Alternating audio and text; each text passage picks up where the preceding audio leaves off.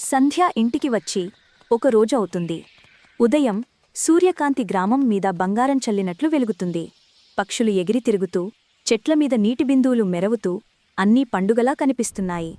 సంధ్య uniform తీయకుండా బయట ఆవరణలోకి వచ్చి కూర్చుంటుంది.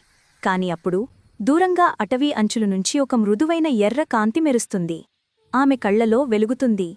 ఆమె వెంటనే తన చిన్న టార్చ్ పోచూ తీసుకుని అటవీదారిలోకి బయల్దేరుతుంది. మట్టి దారి పక్కన పూలు గాలి తాకుతూ మార్గం చూపుతున్నట్లుంటాయి. అటవీ లోపలికి వెళ్లే కొద్దీ పొగమంచు థిక్ అవుతుంది. జాలాల్లో మెరవే నీటి బిందువులు, చెట్ల వెనుకంచి జారే నీలికాంతి అన్నీ మ్యాజికల్గా కనిపిస్తాయి.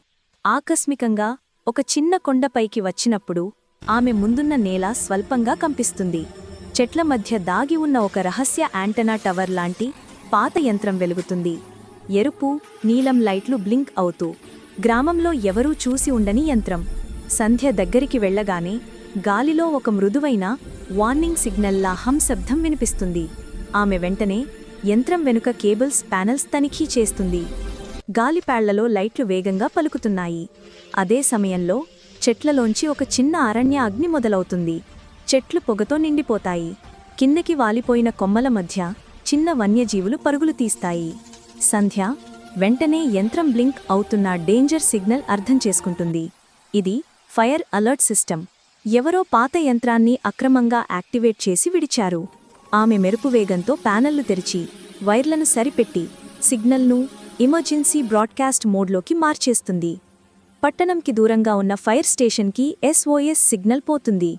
కొన్ని క్షణాల్లో అటవీ అంచుల వైపు నీటి ట్రక్కులు దూసుకువస్తాయి. అగ్ని విస్తరించబోతున్న సమయంలోనే ఆపరేషన్ ప్రారంభమై మంటలను నియంత్రిస్తారు. పొగ ఆగిపోతుంది. వెలుతురు తిరిగి చెట్లపై పడుతుంది. అడవి మళ్లీ శాంతంగా మెరిసిపోతుంది. సంధ్య నీటితో తడిసి అలసిపోయి ఉన్నా ఆమె ముఖంపై చిన్న గర్వం చిరునవ్వు కనిపిస్తుంది. గ్రామ పెద్దలు, పిల్లలు అంచుకు చేరి ఆమెను చూస్తూ ఆశ్చర్యంతో నిలబడిపోతారు. వారి ముఖంలో ధైర్యానికి గౌరవం మొదలవుతుంది. సంధ్య అడవిని చూస్తూ నిలబడుతుంది. తన గ్రామాన్ని, తన ప్రజలను రక్షించడం ఆమెకు ఎప్పటికీ ముగియని అడ్వెంచర్ అన్నట్లు. ఆ తరువాత ఆ ఊరి ప్రజలందరూ సంధ్యని ఎంతో అభినందిస్తారు. ఈ వీడియో మీకు నచ్చినట్లయితే ప్లీజ్ లైక్ చేసి, షేర్ చేసి, సబ్స్క్రైబ్ చేసుకోండి.